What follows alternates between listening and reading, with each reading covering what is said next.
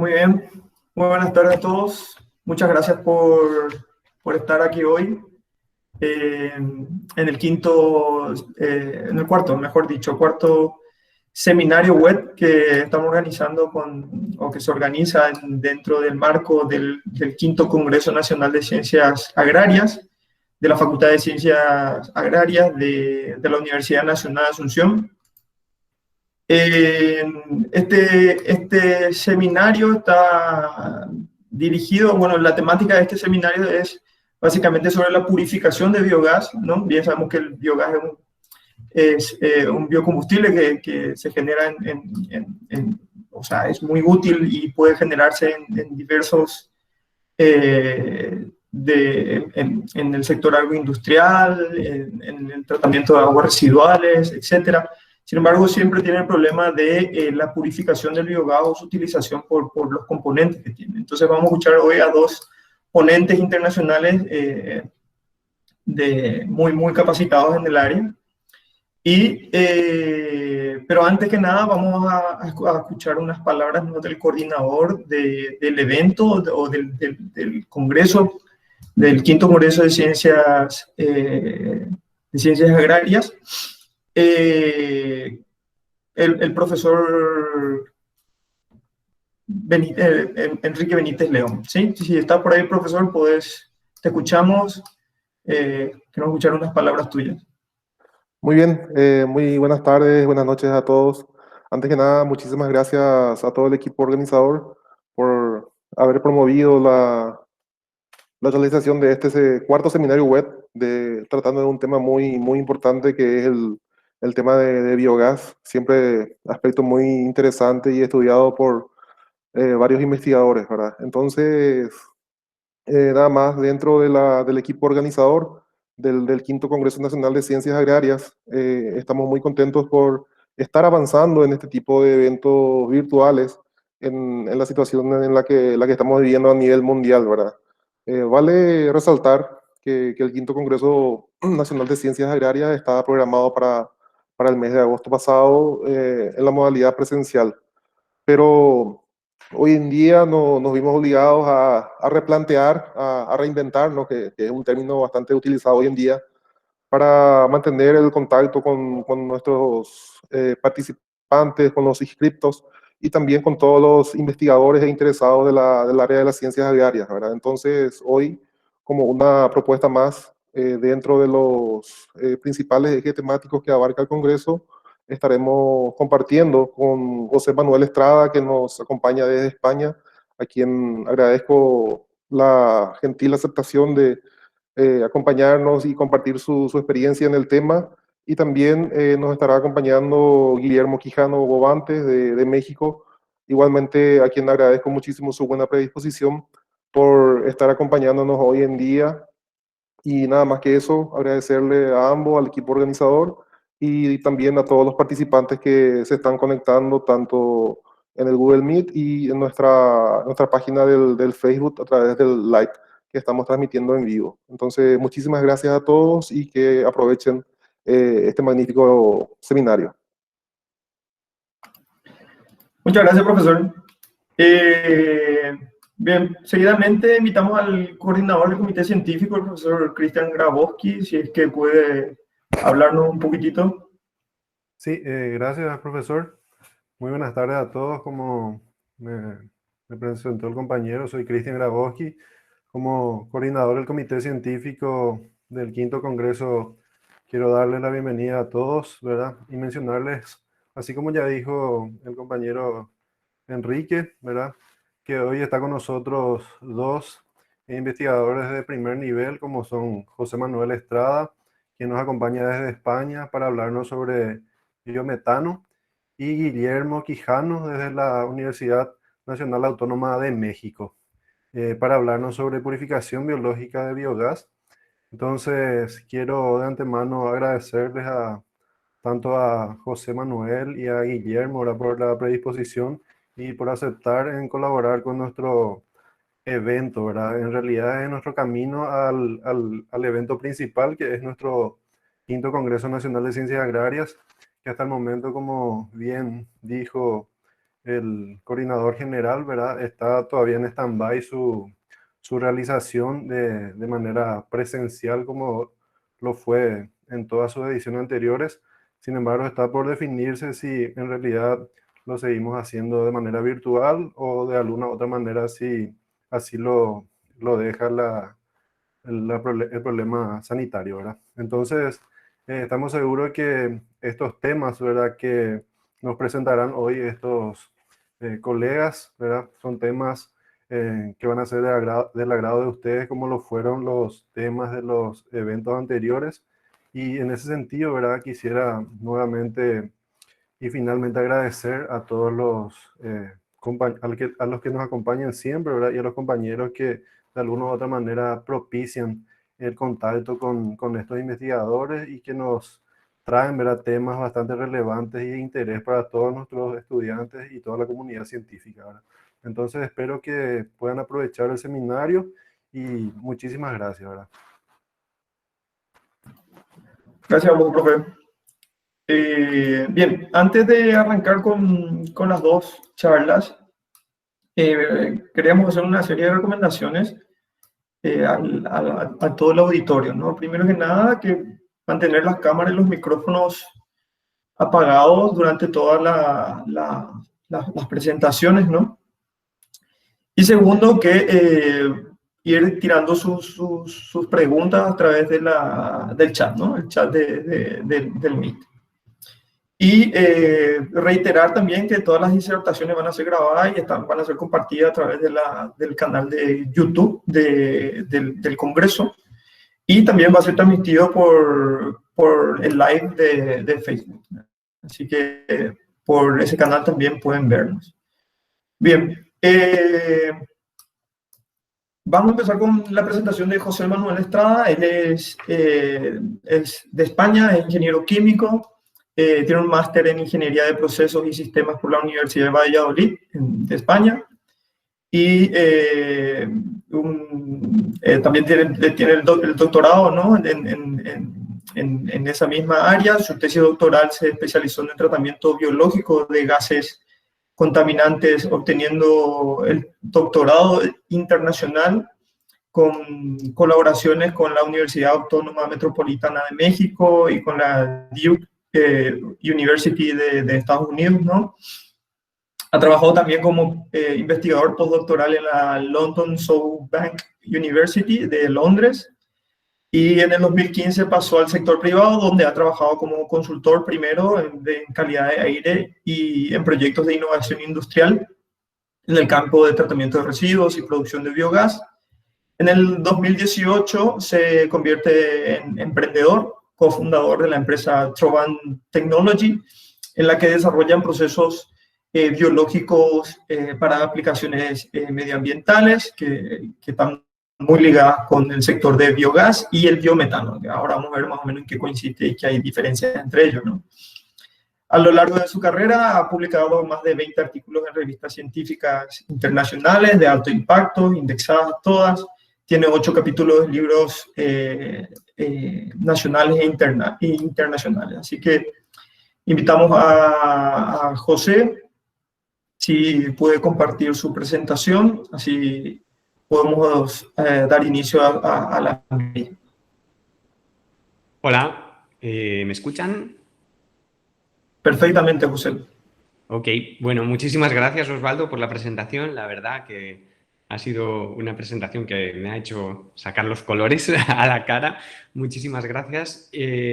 Una vez más, ya se lo dije en privado, pero lo vuelvo a repetir ahora ya con el público en la sala. Muchísimas gracias al comité organizador del V Congreso Nacional de Ciencias Agrarias. Para mí es todo un honor poder participar en un evento de estas características.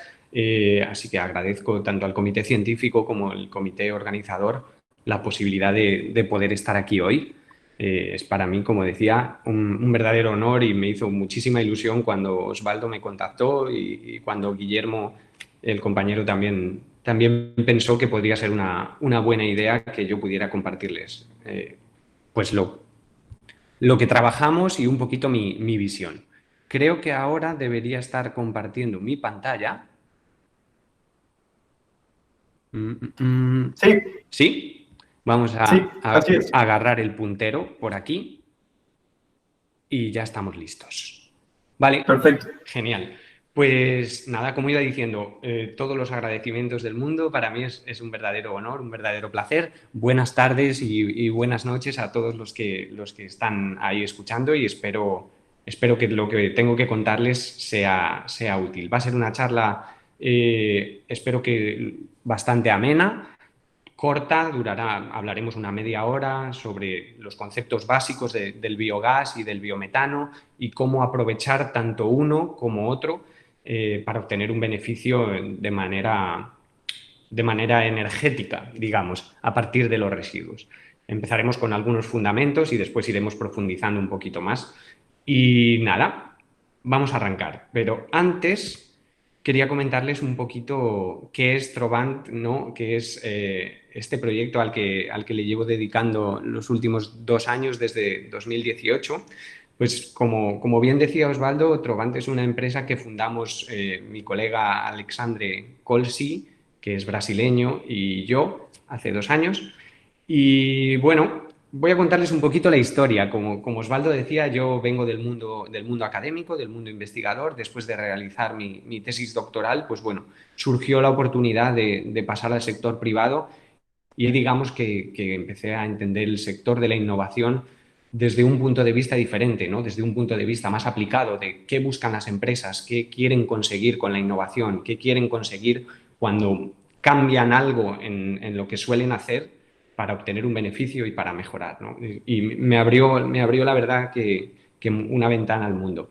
Mi compañero Alex siguió más o menos el mismo camino. A él también lo conocí en la Universidad de Valladolid y siguió un camino similar. Él regresó a Brasil, de donde era originario, estuvo trabajando como investigador postdoctoral y profesor en la Universidad de Ceará y después regresó a España y pasó al sector privado, ¿no?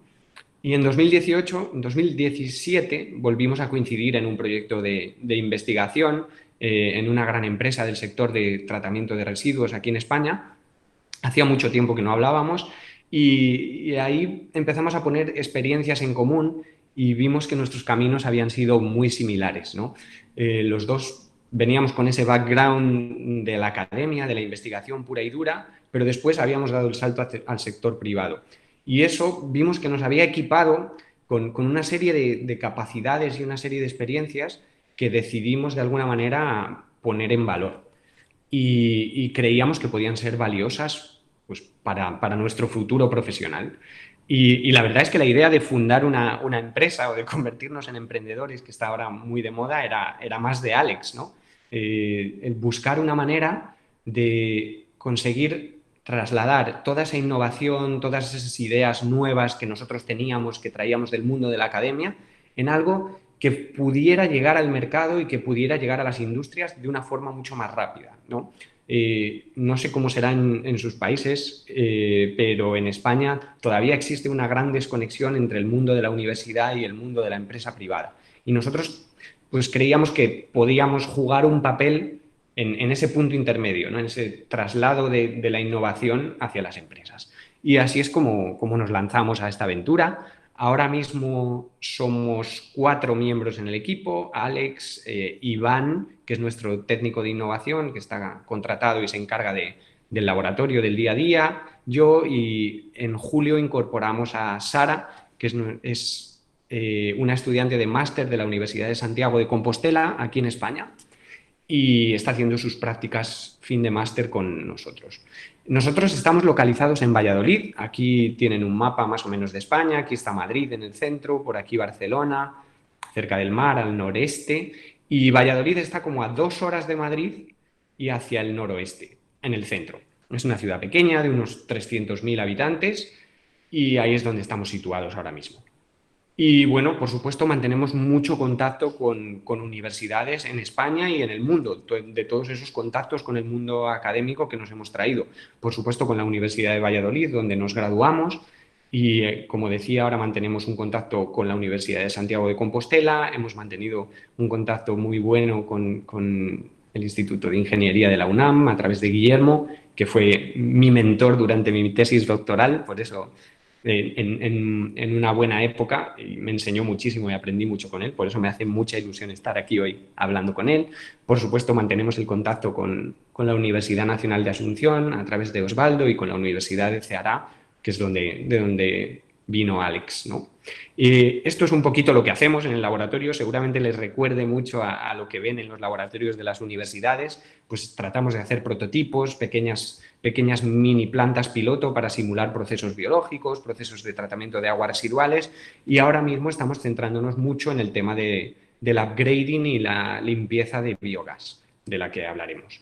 Y bueno, en estos 2 años hemos conseguido trabajar con algunas empresas bastante importantes. Empezamos a nivel más local, trabajando con Aquaval, que es la empresa que gestiona la depuradora de aguas residuales de la ciudad de Valladolid.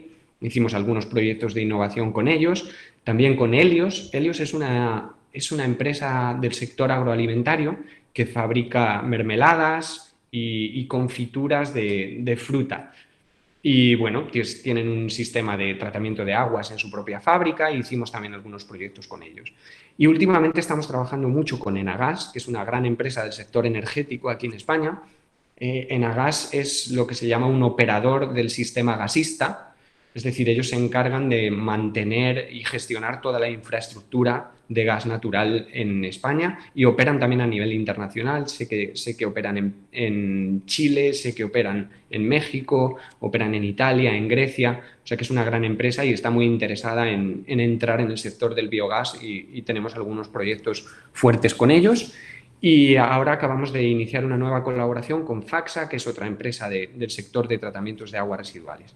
Así que bueno, hemos tenido una progresión bastante buena. Somos muy humildes porque sabemos que simplemente hemos conseguido arrancar, hemos conseguido mantenernos con vida estos 2 años, pero bueno, el futuro parece que tiene interés y este sector del biogás, de las energías renovables y de todo lo que esté ligado con el medio ambiente parece que comienza a despegar y que las empresas están tomándolo cada vez más en serio. Así que bueno, esta es un poco la introducción general y vamos a entrar ya en materia de lo que es el núcleo de la presentación. Lo he dividido más o menos en 3 partes. En primer lugar, vamos a hablar de qué es el biogás y qué es el biometano, cómo se obtienen y cómo podemos aprovecharlo. En segundo lugar, quería darles una visión un poco más global de cómo de desarrollado está el mercado del biogás y del biometano, lo que está sucediendo en los países que van por delante, lo que está sucediendo en otras partes del mundo y un poco tratar de identificar en el futuro hacia dónde va a ir la investigación o dónde están las oportunidades de innovar en estos sectores. Y finalmente hablaremos un poco del aprovechamiento del biogás y el biometano, cómo podemos aprovechar ese recurso que vamos a obtener del tratamiento de los residuos. Y comentaremos pues, las diferentes alternativas y un poquito los detalles y las características de cada uno de ellos. Así que, sin más, vamos a comenzar con la primera parte y quería hablarles de qué es y de dónde viene el biogás. ¿De acuerdo? El biogás no es más que una mezcla de CO2 y metano principalmente, que se obtiene mediante un proceso biológico que se llama digestión anaerobia. Aquí he pintado a estos microorganismos que lo que hacen básicamente es digerir materia orgánica en ausencia de oxígeno, esto es muy importante, y lo transforman en CO2 y metano, esa mezcla. ¿Y qué tipo de materia orgánica? Pues básicamente cualquier tipo de materia orgánica. Cuando hablamos de materia orgánica hablamos de residuos agroalimentarios, de residuos de industrias cárnicas, bueno, aquí he pintado una vaca, me refería más bien a los purines o a los desechos que salen de la ganadería, que es otra de las materias primas típicas para producir biogás. Y esto es básicamente la digestión anaerobia. Los microorganismos que llevan a cabo este proceso se llaman arquea y he estado mirando en internet, haciendo un poquito de investigación, llevan en la Tierra 3.500 millones de años. O sea que, para ponerlo un poco en contexto, imaginen que los dinosaurios se extinguieron hace 65 millones de años. Es decir, esto viene de mucho más atrás. Por tanto, estamos hablando de una maquinaria biológica que la evolución ha hecho que funcione muy bien. Estamos hablando de un proceso que lleva existiendo en la Tierra mucho más de lo que podríamos imaginar. Y aquí he pintado la fotografía de un pantano para ponerles el ejemplo de dónde ocurre este proceso de manera natural. Porque en los pantanos es uno de los ecosistemas donde encontramos este tipo de microorganismos haciendo su trabajo, haciendo lo que ellos saben hacer, que es producir biogás. Lo que ocurre en los pantanos es que tenemos mucha materia orgánica en descomposición, materia orgánica muerta de las hojas, de los troncos que caen de los árboles, y al final esta materia orgánica cae y se hunde en el fondo del pantano. Debajo del agua, como el contacto con el aire solo se produce en la superficie, hacia el fondo del pantano apenas llega oxígeno. Por tanto, se cumple la condición de ausencia de oxígeno. Y ahí es donde estos microorganismos empiezan a transformar la materia orgánica en biogás. Tanto es así que inicialmente el biogás se conocía como gas del pantano, porque es muy frecuente ver burbujas que surgen en estos ambientes hacia la superficie y esas burbujas son de metano.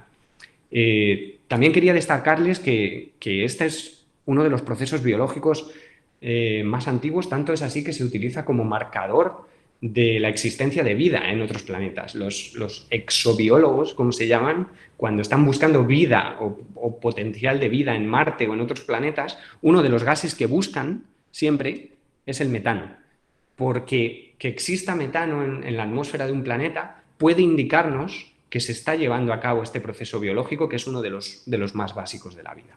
Así que esta es un poquito la introducción al proceso para que vean que estamos hablando de algo que tiene mucha historia y que está muy perfeccionado por la evolución y por la biología. Así que, ¿qué es el biogás? He dicho que básicamente es metano y CO2, y esto es así, en su mayor parte. Un biogás típico tiene entre un 50 y un 65% de metano y entre un 35 y un 50% de CO2. Pero además encontramos algunos otros gases que no son deseados. Uno de los más típicos que encontramos son el sulfuro de hidrógeno, que típicamente está hasta 10.000 ppm, esto es un 1% en la composición. Esto sería un biogás muy sucio, entre comillas, porque el sulfuro de hidrógeno es un gas ácido. Cuando nosotros queremos aprovechar el biogás, no queremos que haya sulfuro de hidrógeno o queremos que esté en la concentración más baja posible. ¿Por qué? Porque esto nos causa corrosión en los sistemas de tuberías, en los sistemas de compresión, en los bombeos, etc. Entonces, si queremos aprovechar el biogás, generalmente queremos eliminar el sulfuro de hidrógeno. Y luego, otro de los compuestos minoritarios que están a muy, muy bajas concentraciones son los siloxanos, que son unas moléculas muy complejas de este tipo. Las hay diferentes. Este es un siloxano con forma cíclica, hay otros que son de forma lineal, pero bueno, para que vean una típica molécula de este tipo, que está compuesta por silicio, básicamente, carbono y oxígeno. El problema con estos siloxanos es que si están presentes en el biogás y tratamos de quemar ese biogás para obtener energía, este silicio se convierte en óxido de silicio y se deposita en forma de arena, básicamente, se convierte en arena, se convierte en un sólido que se queda pegado por todos los sistemas y que también es no deseado. Así que bueno, estos siloxanos no son muy comunes, pero pueden estar presentes en el biogás y si lo están, pues es deseable eliminarlos. Entonces, sabiendo esto, ¿qué es una planta de biogás? Una planta de biogás, como les muestro aquí en este esquema, no es más que un sistema diseñado artificialmente en el que nosotros proporcionamos a los microorganismos las condiciones más adecuadas para que hagan su trabajo de la manera más eficiente posible. Básicamente, los alimentamos con un residuo orgánico y aquí en este tanque, el tanque de digestión anaerobia es el corazón de la planta, el reactor. Aquí es donde están viviendo esos microorganismos y llevando a cabo ese proceso que llevan millones de años haciendo. Lo único que tenemos que hacer es que se mantengan contentos con los nutrientes, con las condiciones adecuadas. Y ellos van a generar el biogás, que es la mezcla de CO2 y metano. Por supuesto, ahí vamos a obtener un digestato o digerido, que es un residuo líquido sólido, mezcla de líquido y sólido, que puede aprovecharse. De esto nos hablará un poquito más Guillermo en su presentación. Y el biogás. El biogás normalmente se acumula en este tipo de depósitos que conocemos como gasómetros y directamente esta mezcla de metano y CO2 ya podemos llevarla a un proceso de combustión en un motor o en un ciclo combinado para producir electricidad y calor. Esa electricidad y calor pueden reutilizarse para las necesidades de la propia planta o pueden mandarse a líneas de distribución. ¿De acuerdo? Eso se puede hacer ya directamente con la mezcla de CO2 y metano. Si queremos ir un paso más allá, pasaríamos por los procesos que llamamos de limpieza y upgrading, que básicamente tratan de eliminar el CO2. El CO2 no nos interesa porque en la combustión o cuando queramos obtener energía, el único gas que tiene contenido en energía dentro del biogás es el metano. El CO2 pasaría como un inerte si lo pasamos por una combustión. Entonces, si conseguimos eliminarlo, tenemos metano prácticamente puro. Y el metano es un equivalente al gas natural fósil. El gas natural fósil que se obtiene de los depósitos subterráneos es básicamente metano también.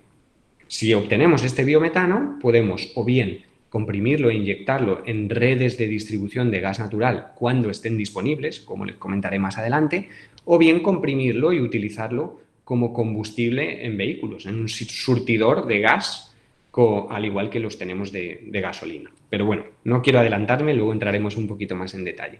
Pero esta es la visión general del proceso. Me gustaría que se queden con la idea de que no hacemos más que proporcionarle a los microorganismos las condiciones adecuadas para que ellos hagan su trabajo. Parece sencillo, pero tiene un montón de trucos, tiene un montón de control y una planta de biogás es sencilla, pero a la vez hay que saber bien operarla para que el proceso funcione de la forma más eficiente posible. No vamos a entrar en mucho detalle técnico, pero esas son las ideas generales. Entonces, como les decía, podemos utilizar el biogás de dos maneras. En primer lugar, si le quitamos el sulfuro de hidrógeno y los siloxanos, ya tenemos la mezcla de metano y CO2 y tenemos el biogás listo para su combustión, para producir calor y para producir electricidad, como les estaba comentando. Si queremos ir un paso más allá, a biometano, tenemos que eliminar el CO2 para quedarnos con un metano de una calidad por encima del 95-97%. Esto dependerá de la legislación de cada uno de los países y dependerá de la aplicación que le queramos dar.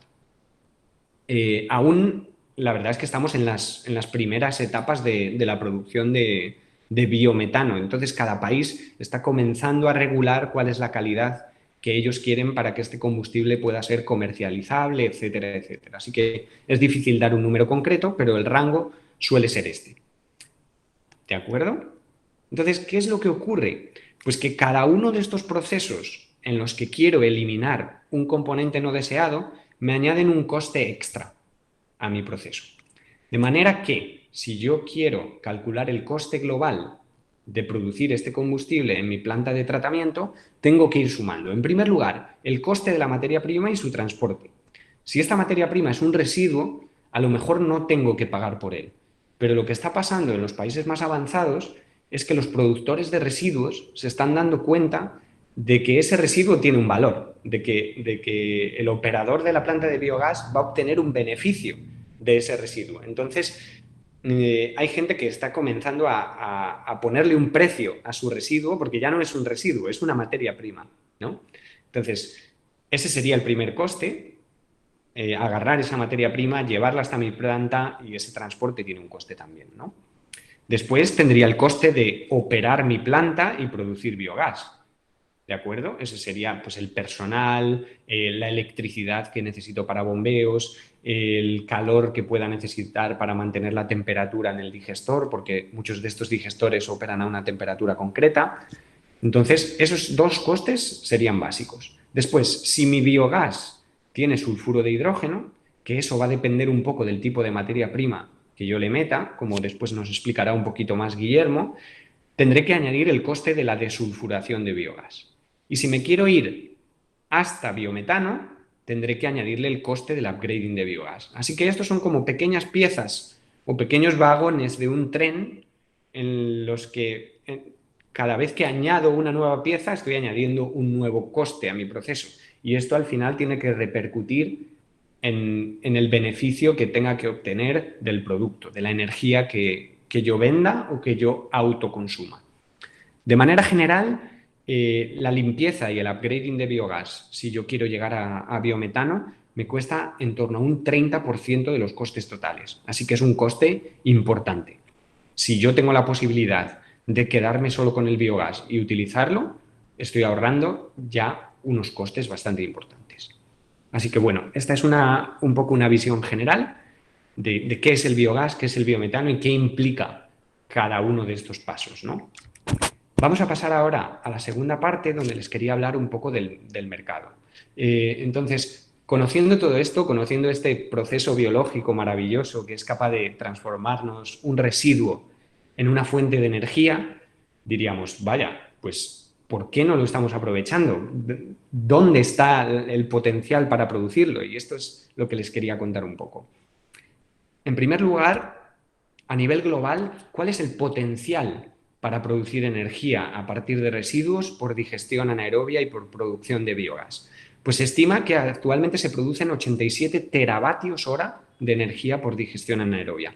A mí estos números tan grandes me pierden un poco. La verdad es que no sé evaluar cuánto es 87 teravatios hora, por eso hay que ponerlo un poco en contexto, ¿no? Pero lo que nos dicen los análisis es que solo se está produciendo entre un 1,6 y un 2,2% del potencial. Es decir, queda más del 97% del total de la energía que podríamos producir a partir de residuos que actualmente no estamos aprovechando en el mundo. Es una locura. Es decir, tenemos un potencial enorme. Y teniendo en cuenta todo ese potencial, podrían producirse entre 10.000 y 14.000 teravatios hora. Una vez más nos encontramos con un número energético de estos enormes que es muy difícil de evaluar, pero si lo transformamos en forma de electricidad, esta energía podría cubrir entre el 16 y el 22% de la demanda eléctrica mundial, de toda la electricidad que podríamos consumir en el mundo.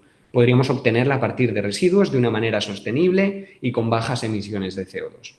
Si lo convertimos en biometano, podríamos cubrir entre el 26 y el 37% de la demanda global de gas natural. Así que con estos porcentajes ya nos podemos poner en contexto un poco y darnos cuenta del potencial tan enorme que tenemos para reducir el consumo de combustibles fósiles para generar energía si conseguimos extender y aplicar la digestión anaerobia en todos los lugares en los que podemos aplicarla. Por fuentes, como les decía, es muy interesante ver también dónde está el mayor potencial en cuanto a residuo orgánico que podemos tratar. Y como ven aquí, he señalado en amarillo las fuentes más importantes. La más importante serían los residuos vegetales de la agricultura, que nos puede producir entre 3.000 y 4.000 teravatios hora de energía. Residuos vegetales de agricultura me refiero a restos de poda de árboles, los restos de la paja que queda una vez que recolectamos un cereal, los restos que quedan una vez se recoge el cultivo de los campos, ese tipo de cosas, hojas, palos, ramas, todo eso tiene un potencial enorme. Y el siguiente serían los purines ganaderos. No sé si ahora no estoy seguro de que en todo el mundo se le llame purines a los desechos ganaderos, pero básicamente son los excrementos de la ganadería, de los animales, principalmente de las vacas y de los cerdos. Tienen un potencial también enorme para generar energía a través de biogás, entre 2,6 y casi 4 teravatios hora. Después tenemos las aguas residuales y residuos de comida, que son menores, pero también son importantes, ¿no? Y por último están los cultivos energéticos, que los dejo un poco aparte porque no son residuos en sí mismos. Entonces, ahí la sostenibilidad está un poquito más en duda, porque si utilizamos los campos para plantar, si utilizamos nuestro terreno para plantar un cultivo que va destinado directamente a producir energía, estamos desplazando la producción de alimentos y de otros potenciales cultivos que pueden tener más sentido. Así que este lo dejaría un poco aparte y yo creo que el verdadero potencial del biogás está en aprovechar los residuos, que actualmente no tienen ningún uso. A nivel global, si miramos a lo que nos cuesta producir biometano, vemos que dependiendo del tipo de residuo es diferente el coste. ¿Por qué? Pues porque la tipología del residuo marca la cantidad de biogás que yo puedo obtener o lo difícil que es obtener biogás de ese residuo. Y ahora les explico un poco. Pero hablando de oportunidad, como hablaba antes, los residuos agrícolas que están aquí y los purines son los que más potencial ofrecen, pero a la vez son dos de los que más caros resultan de tratar para obtener biogás. Por tanto, ahí tenemos una oportunidad. La oportunidad está en mejorar la digestión y en reducir los costes de producción de biogás y biometano a partir de restos agrícolas y de purines. Esa es una de las grandes oportunidades que yo veo. ¿Y por qué es más caro producir biogás desde purines?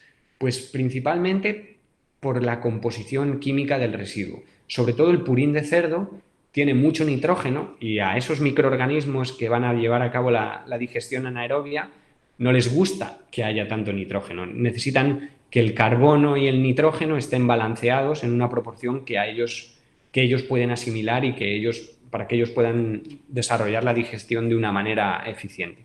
Es por eso que muchas veces hay que aplicar pretratamientos y eso encarece el precio global. Y en cuanto a los restos agrícolas, lo que ocurre es que, bueno, los vegetales tienen una pared celular. Si ustedes piensan, a mí me gusta poner este ejemplo cuando hablaba con alumnos o cuando se lo explico a la gente, piensen en lo que ocurre cuando ustedes comen muchos vegetales o comen un alimento que tiene mucha fibra. Tal como entra a su organismo, sale prácticamente de una manera similar, ¿no? Es difícil destruir esa fibra. A los microorganismos les pasa igual. Entonces, no es tan fácil o no es tan eficiente el proceso y el coste de producir biogás es más caro. Entonces, ahí es donde vemos una primera oportunidad. Geográficamente, en cuanto al número de plantas de biogás, pues China es el país que más plantas de biogás tiene. Por la extensión, obviamente, del país y por la población, pues tiene mucho potencial, pero a la vez vemos que se lo están tomando en serio y están desarrollando mucho el sector. Y después Europa es el siguiente y dentro de Europa Alemania se lleva la mayor parte porque hicieron mucho desarrollo de plantas de biogás a partir de cultivos energéticos. Después tenemos Estados Unidos, Italia, Francia. Estos son plantas de biogás que aprovechan el biogás para producir electricidad. Si vamos al siguiente paso, a la producción de biometano, purificar ese biogás y dejar el metano purificado, vemos que los números cambian muchísimo, son mucho más pequeños. Estamos hablando de una tecnología que es más cara, como les comentaba un poquito más atrás, y que está menos desarrollada, ¿no? Entonces, bueno, pues vemos que Europa está tomando la delantera, una vez más Alemania lleva ventaja, pero vemos aquí Reino Unido, Francia, Holanda y Canadá. Y esta es un poco la situación. Existen muchas plantas de biogás, todavía existen muy poquitas plantas de biometano en el mundo. Y un poco la tendencia, por comentarles un poco, el mercado más avanzado en el mundo del biometano, sobre todo, está en Europa. ¿Qué es lo que está ocurriendo en Europa? Muy bien, pues la gráfica de la izquierda lo que nos muestra es el número de plantas de biogás, de las que producen electricidad y calor. Y vemos cómo en los últimos años la tendencia se está estancando. Creció mucho, pero ahora se está paralizando. Sin embargo, la gráfica de la derecha nos muestra el número de plantas que producen biometano, es decir, que purifican su biogás para obtener biometano. Y vemos cómo este sigue un crecimiento mucho más lineal. En los últimos años vemos cómo el biometano le está ganando la partida al biogás, al menos en Europa. Y esto es por algunas características que después comentaré, pero bueno, Europa se caracteriza principalmente porque tiene una red de distribución de gas natural súper importante. Prácticamente a cada ciudad llegan tuberías de gas natural, entonces es muy posible que una planta de biogás tenga una conducción de gas natural cercana. Entonces es muy sencillo inyectar ese biometano en la red de gas natural. Y eso tiene un beneficio económico bastante importante y las empresas energéticas se están empezando a interesar. Y esto es lo que explica un poco estas tendencias, ¿no? ¿Por qué se pasa del autoconsumo más tradicional hacia la producción de biometano? Y bueno, y finalmente, en el punto de evaluación de oportunidades, de buscar dónde desarrollar más infraestructura del mundo del biogás, lo que se está haciendo en Europa ahora mismo es comparar el potencial de residuos frente al nivel de desarrollo del número de plantas de gas natural. esta diapositiva se ve un poquito pequeña, pero creo que es muy interesante. A la izquierda lo que tenemos es un mapa del potencial de biogás que se podría generar en diferentes regiones de Europa. Esto está mapeado por la propia Unión Europea, que dispone de una cantidad de datos brutal en cuanto a ganadería principalmente. Entonces, estos son los residuos ganaderos y las áreas donde están concentrados. Y por otro lado, aquí a la derecha tenemos las plantas de biometano en Europa. Cada uno de esos cuadraditos se ve muy pequeño, pero bueno, cada uno de esos cuadraditos es una planta de biometano. Entonces, lo que se está tendiendo a hacer hoy en día es a comparar dónde tenemos el potencial y dónde tenemos nuestras plantas. Y así podemos identificar puntos calientes donde aún no estamos explotando el biogás o el biometano y saber que esos son los lugares a los que tenemos que atacar y donde va a ser más rentable y donde vamos a obtener mayor beneficio de las plantas de biogás. Por ejemplo, aquí en España, en la zona de Cataluña, hay un montón de ganado porcino, de cerdos. Y, sin embargo, no tenemos ninguna planta de biometano. Entonces, este sería un lugar ideal para empezar a desarrollar este tipo de proyectos. Y así tenemos otros. Por ejemplo, podemos ver Irlanda, que tiene muchos puntitos negros, que podría tener unas plantas con una capacidad bastante grande y, sin embargo, no tiene ninguna. Y así, este es el tipo de estudios que se están desarrollando para poder aprovechar todo este potencial. A modo de resumen un poco de esta última parte, pues la clave son las deyecciones ganaderas y los residuos agroalimentarios y vegetales, pero a su vez son los más difíciles de tratar, por lo que nos da una oportunidad de investigar y de innovar en estos sectores.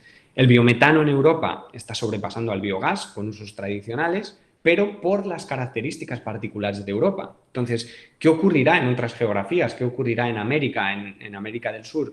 Lo dejo de una manera a modo de pregunta abierta para generar un poquito de debate, porque el otro día ya con Guillermo y con Osvaldo, cuando preparábamos un poco la presentación, surgieron ideas interesantes y que luego al final podemos retomar y podemos comentar entre todos. Y nada, no me voy a extender muchísimo más, vamos a la última parte.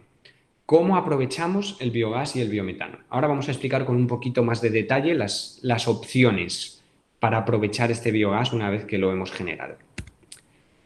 Como opciones, ¿cuáles tenemos? La producción in situ de electricidad y calor, hacer ese upgrading, esa limpieza e inyectar el gas en la red, hacer ese upgrading y convertirlo en GNC, que es lo que denominamos gas natural comprimido, pero en este caso sería bio-GNC, para utilizar como combustible de vehículos, para transportarlo en botellas, que podría ser otra opción, y finalmente tendríamos la opción de limpiarlo de CO2, dejar ese biometano y transformarlo en bio-GNL, que es gas natural licuado.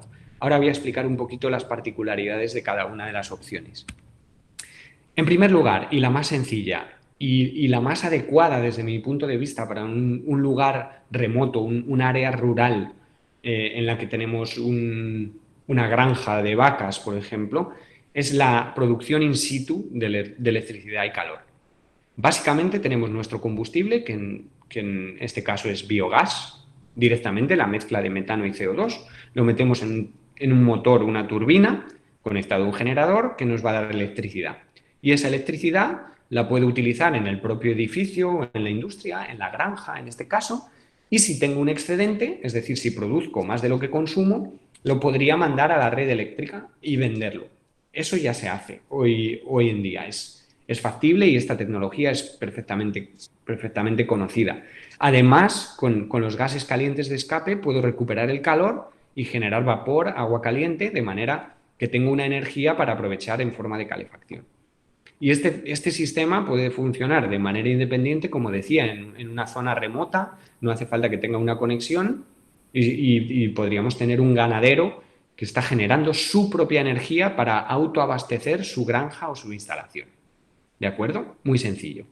En segundo lugar, ¿qué pasa si yo tengo un gasoducto? Si yo tengo una red de gas natural que pasa cerca de mi instalación, pues en ese caso podría tener mi gas renovable o biometano. ¿Y qué tendría que hacer para poder inyectarlo en la red? Pues en primer lugar, purificarlo, como habíamos dicho, dejar el metano a una calidad adecuada por encima del 97% aproximadamente, y tendría que comprimirlo a la presión a la que esté esa tubería o conducción de gas, tendría que odorizarlo. Esto es algo que hasta hace poco no sabía, pero el metano por sí mismo no tiene ningún olor y se le añade un aditivo para que tenga ese olor a gas, y es por un motivo de seguridad, de manera que si hay un escape de gas, la gente pueda olerlo y darse cuenta de que hay un problema. Y después tendría un control de calidad, es decir, el dueño del tubo de gas natural no me va a dejar meter ahí mi biometano si yo no garantizo que permanentemente tengo una calidad adecuada. Y además tendría que instalar una vía de retorno, de manera que si no cumplo la calidad adecuada, el gas se desvía y vuelve a mi proceso. No va a poder entrar en la red. Si cumplo la calidad y estoy haciendo todo esto de manera adecuada, puedo entrar en la canalización y puedo entrar en la red. ¿Vale? Esto solo es, como decía, solo es posible si tengo una red de gas natural, si tengo una infraestructura gasista avanzada cerca de mi instalación. Y todo esto pues suma costes al proceso. Al final, el coste global de hacer esta inyección tiene la producción del biogás, la purificación de ese biogás para producir biometano y después el coste de inyectarlo en la red, porque todo este proceso lleva un coste. Y al final, pues como ven, cada uno de ellos va sumando. Y de esta gráfica también quería destacarles la enorme economía de escala que hay en el proceso. Es decir, cuanto mayor es mi planta de producción de biogás, menor es el coste de todos estos procesos. Esto es un parámetro también bastante clave que nos hemos dado cuenta y que impide el desarrollo de estas tecnologías de biometano a gran escala. ¿Por qué? Porque solo son rentables si tengo plantas de biogás enormes. En pequeña escala, como decíamos antes, como un pequeño ganadero o una pequeña planta de tratamiento de aguas residuales de una pequeña población, pues probablemente no pueda asumir todos estos costes. Solo sean asumibles si la producción de biogás es muy grande. ¿Vale? Simplemente eso. Pero ¿qué pasa? Que si yo no tengo una conexión para distribuir mi biometano, aún así puede que merezca la pena hacer ese upgrading, retirar el CO2, producir biometano y comprimirlo. Si yo hago biogás natural comprimido, lo que hago es comprimir el gas a 200, 250 bares y meterlo en botellas de este tipo, de manera que lo pueda transportar a los lugares donde vaya a consumirse. Y otra opción sería hacer bio-GNL, biogás natural licuado. Básicamente cojo mi biometano, lo enfrío a menos 162 grados, es líquido, se vuelve líquido y cuando se vuelve líquido ocupa mucho menos volumen. Y entonces lo tengo en unos tanques de este tipo y puedo transportarlo también de manera líquida. Al final, la diferencia entre estas dos opciones, cuando quiero transportarlo, se basa o el objetivo es transportar la mayor cantidad de gas en el menor volumen posible, ¿vale? Entonces, si yo lo licúo, es mucho más denso, es 2,4 veces más denso que el gas natural comprimido, ese biometano. Pero claro, a su vez me estoy gastando un montón de energía y dinero en enfriarlo. Por tanto, todo se trata de un balance y dependiendo de la opción de a dónde quiera transportarlo o de qué manera lo vaya a hacer o cuál sea mi producción, habrá que meter todo eso en el balance y decidir cuál es la opción. Pero, como ven, tenemos opciones. Esto es lo que ocupa, por ejemplo, el gas natural o en este caso el biometano a presión atmosférica. Esto es lo que ocuparía comprimido a 60 bares, esto a 250 y esto en forma líquida. Imaginen que esto fuera una esfera, porque estamos hablando de volumen, para que tengan una idea de cómo podemos comprimir y transportar más cantidad en menos volumen. Como les decía, si hago gas natural licuado, la mayor parte del coste se va en la licuefacción y el coste de transporte es menor. Mientras que si hago gas comprimido, la mayor parte del coste se irá en el transporte. Al final es un balance entre esos dos parámetros. Y por último, no hace falta que lo transporte. Si yo tengo un consumo de gas natural in situ, en el lugar en el que lo voy a utilizar, puedo instalar una gasinera. Básicamente puedo purificar el biogás y poner un surtidor con el que yo puedo cargar vehículos. Esta es una gasinera de prueba que está instalada en España. Aún no es un tamaño comercial, pero es un prototipo demostrativo. Y aquí les voy a mostrar otro que está en la ciudad de La Coruña y está asociado a la planta depuradora de aguas residuales de Bens, en una ciudad en el noroeste de España, que Osvaldo conoce. Y aquí lo que vemos es cómo en esta ciudad están utilizando el biometano generado en su depuradora de aguas residuales para mover los vehículos de transporte público, para mover autobuses. Ahora mismo es una planta en tamaño pequeño, están demostrando la viabilidad de la tecnología, pero calculan que solamente con el biometano producido en esa depuradora pueden mover 12 autobuses anualmente de manera completa con el biometano generado, a partir de la depuración de las aguas residuales de la ciudad. Por tanto, es una alternativa muy sostenible y muy económica para la ciudad. Desde el punto de vista público también se están comenzando a apoyar este tipo de proyectos. Así que, en resumen, y para ir terminando ya, que no sé si me he alargado demasiado, creo que estoy más o menos en tiempo, la inyección en red es una buena opción cuando sea posible, pero no quiero dar ese punto de vista de pensar de que todo es como en Europa. Para que se hagan una idea, aquí he pintado un mapa de la red de transporte de gas natural en España. Como ven, tenemos una red súper completa. Y esta es solo la de transporte, es decir, las tuberías más gruesas de gas natural. De todas estas salen ramificaciones prácticamente a cada pueblo y ciudad. Por tanto, tenemos una infraestructura de gas muy buena. Por tanto, la opción de inyectar en la red es muy buena. Pero eso no es así. En lugares, como pintaba aquí un poco, en lugares rurales, en áreas más aisladas, esta puede que no sea la mejor opción. Lo bueno es que el biogás y el biometano nos dan esa flexibilidad. Tenemos una fuente de energía que podemos transformar en electricidad si nos conviene. La podemos transformar en calor si nos conviene. Podemos comprimirla y transportarla a un punto de consumo. Podemos comprimirla y poner un surtidor para nuestros vehículos. Eso creo que es una de las grandes ventajas del biogás y el biometano. Y es lo que quería transmitirles un poco, las opciones y el gran potencial de esta forma de bioenergía. Y también, pues que en cada caso es un mundo. Es muy difícil dar con una solución mágica o con una solución estandarizada que sirva para todos los escenarios. En cada uno de los casos tendremos que analizar el contexto y ver qué es lo que más nos conviene. Pero en general el potencial es enorme y creo que es un área que a mí me apasiona. Creo que se nota porque me pongo a hablar y no paro. Y que le veo un potencial enorme y que esperamos que se desarrolle muchísimo. No me voy a enrollar nada más. Aquí les dejo mi contacto, mi correo, para el que pueden escribirme con cualquier duda. Esta es nuestra página web donde pueden ver un poco también de información sobre lo que hacemos y también pues tratamos de estar bastante activos en Twitter, tanto desde la empresa como yo mismo. Y estaré encantado de participar respondiendo a las preguntas después en el debate y de responder a todas sus dudas. Muchas gracias. Muchas gracias, José. La verdad, muy buena la presentación. Vamos a entrar seguidamente ya en la presentación de Guillermo. Antes quería recordar a los participantes, ¿no?, que pueden ir haciendo sus preguntas en el chat. Creo que ya hay un par de preguntas, así que, pero vamos a dejar las preguntas para el final, así que espero que participen todos, vayan anotando sus consultas y pueden ir cargando, ¿no?, al chat. Y luego vamos a ir leyendo y tratar de debatir un poquitito sobre ambas presentaciones, ¿no? Bien, y ahora vamos a escucharle a Guillermo Quijano.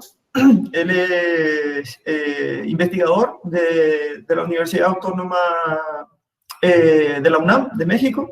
Es ingeniero bioquímico industrial por la Universidad Autónoma Metropolitana, donde también cursó la maestría en biotecnología. Y en el 2010 obtuvo el grado de doctor en biotecnología en el Instituto Politécnico Nacional de México. Entre el 2011 y el 2016 fue investigador senior y profesor del Departamento de Ingeniería Química y Tecnología del Medio Ambiente de la Universidad de Valladolid. De ahí le conozco yo a Guillermo. Ha sido investigador, invitado de la Escuela Nacional Superior de Química de Rennes, si pronuncio bien la ciudad, de Francia. Estuvo allí en el 2010, y también de la Escuela de Minas de Alès, en Francia también en el 2013. Y también estuvo en la Universidad de Valencia como investigador invitado en el 2015. Actualmente es miembro del Sistema Nacional de Investigadores de México, que es como el PRONI nacional, y está en el nivel 2.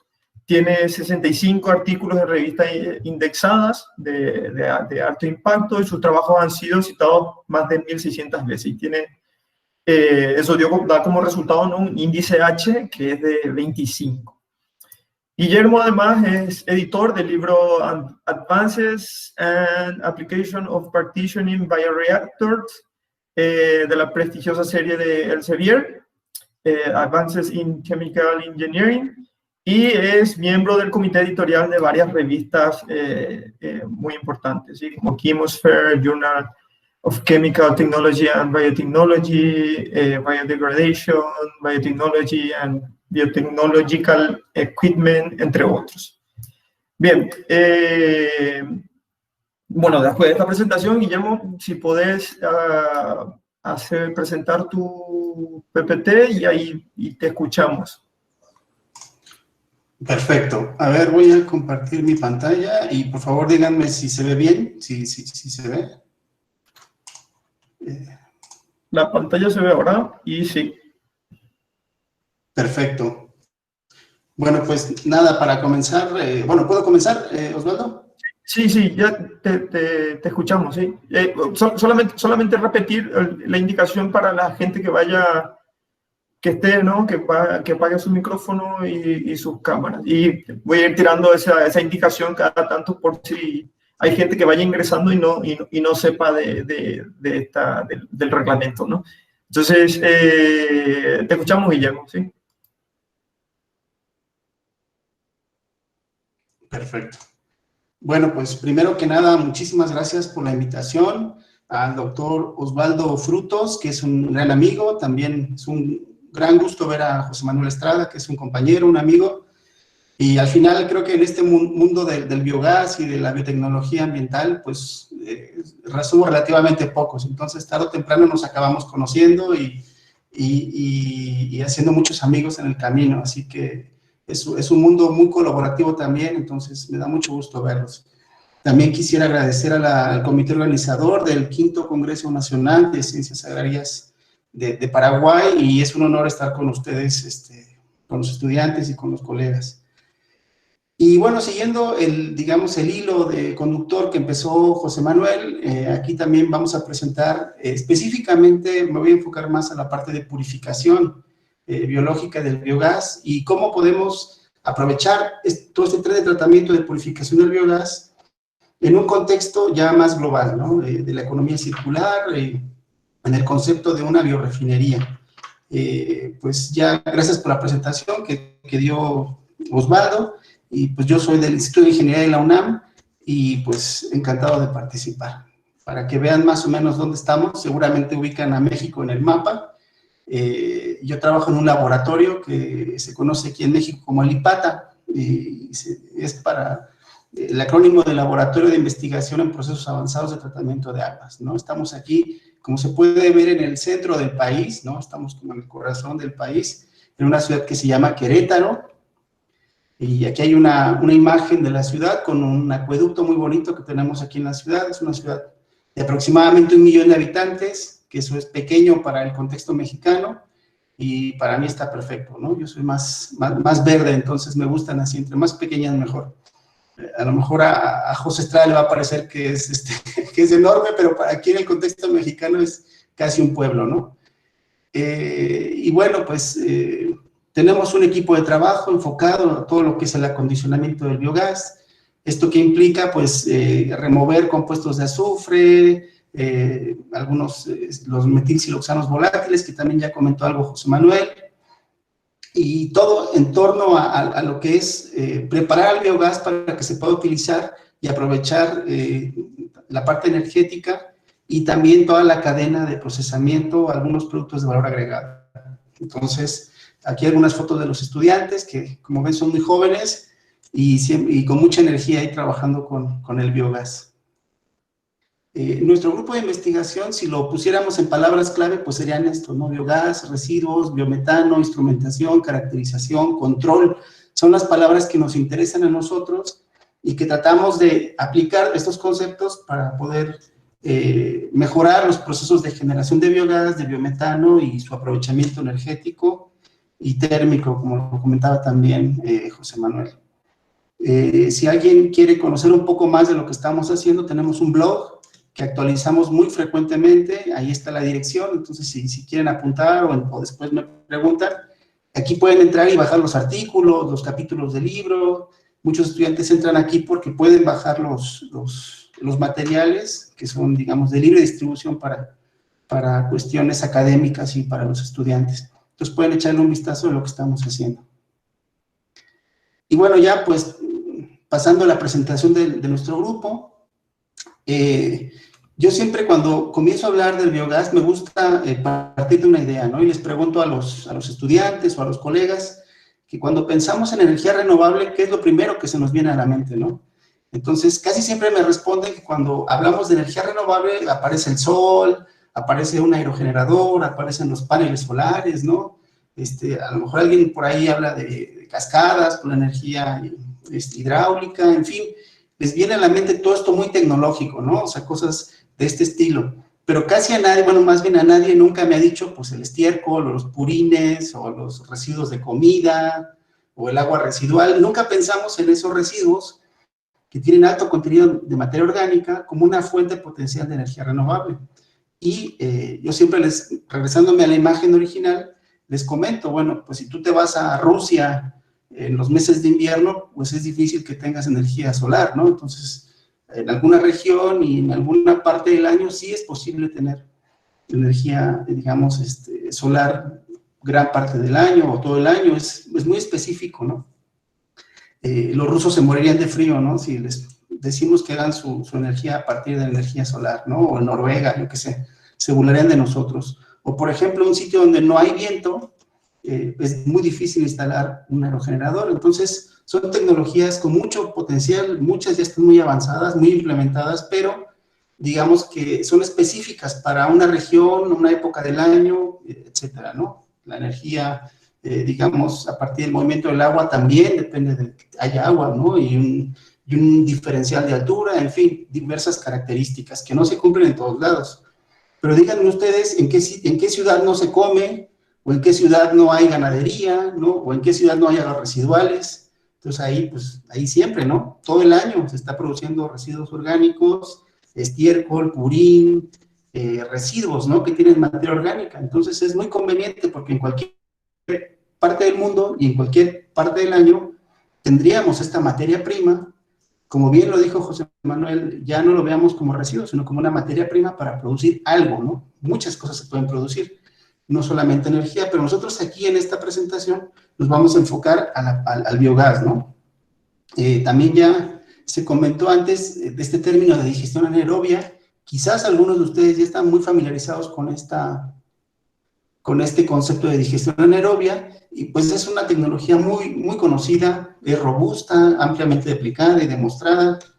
Digamos, los primeros eventos académicos y mundiales sobre digestión anaerobia, pues hablamos de hace 30, 40 años, ¿no? Entonces, es una tecnología ya muy demostrada, que ocurre y que es reproducible y que es muy robusta. Entonces, la podemos llevar a cabo tanto en condiciones mesofílicas, 37 grados, como a 55 grados Celsius, ¿no? En termofilia, que se le conoce.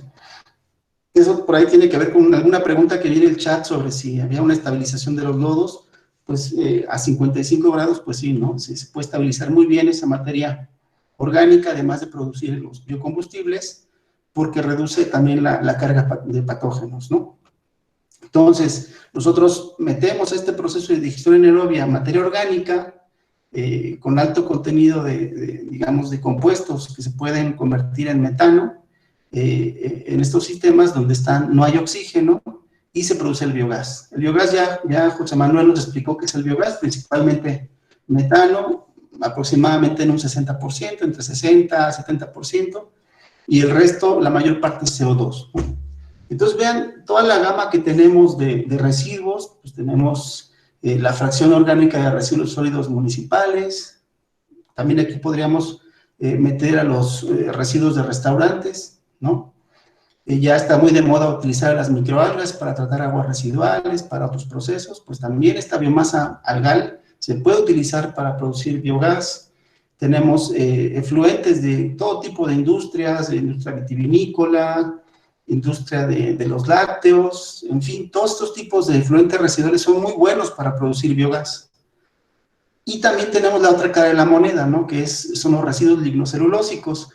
Y aquí concuerdo completamente con lo que ha comentado José Manuel, no podemos hacer cultivos para producir biogás o bioetanol, cultivos que son, digamos, necesarios para alimentar a la población, pero los residuos de esos cultivos sí se pueden utilizar para producir biocombustibles, ¿no? No es tan fácil, no es tan directo, pero se puede conseguir, y sobre todo eligiendo bien el cultivo, ¿no? Por ejemplo, el bagazo de caña es muy bueno, ¿no?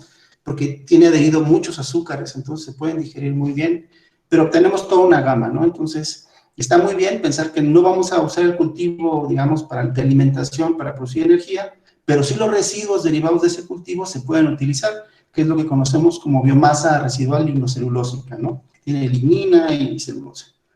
Hay toda una gama de ello. Y bueno, pues tomando como ejemplo los residuos sólidos urbanos o de restaurante, fuentes vitivinícolas, lactosuero, por ejemplo, el suero de leche, podemos obtener de entrada, si ustedes quieren pensar, podemos obtener una composta, se puede hacer un compostaje.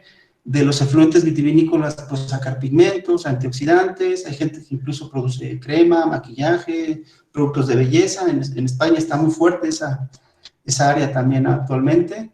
Y de lactosuero, proteínas, un montón de cosas, ¿no? Aminoácidos, pero también biogás, metano y CO2, ¿no?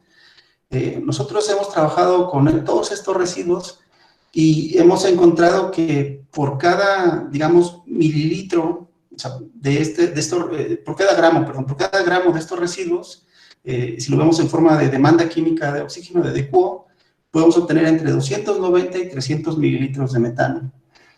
José Manuel me gustó mucho porque él lo dio en términos ya digamos, de energía, ¿no? Lo dio ya en watts. Pero aquí a lo mejor es más fácil para algunos verlo en términos de volumen de combustible, ¿no? Volumen de metano. Entonces podemos encontrar que estos compuestos pueden generar aproximadamente 300 mililitros por cada gramo, que es muchísimo, ¿no? Vean, por ejemplo, les comentaba las tecnologías de tratamiento de aguas residuales con microalgas, sobre todo en poblaciones pequeñas, poblaciones alejadas, que está cada vez más de moda. Además de todo lo que podemos obtener de purificación del agua residual, esa biomasa que obtenemos también la podemos digerir. Aquí los compañeros de la Universidad de Valladolid están muy avanzados, llevan muchos años trabajando en esto, el grupo del doctor Raúl Muñoz, y han encontrado que por cada gramo de sólido volátil de esta biomasa algal podemos obtener entre 150 y 380, ¿no? Mililitros de metano, lo cual está muy bien. Cuando hablamos de residuos lignocelulósicos, pues generalmente llevamos a cabo primero una etapa de pretratamiento. Una de las más comunes es una explosión con vapor, y ya después de ahí eso lo llevamos a la digestión y generamos el biogás. Hemos encontrado que este tipo de residuos de cultivos lignocelulósicos podemos generar entre 220 y 400 mililitros de metano por gramo de sólido volátil.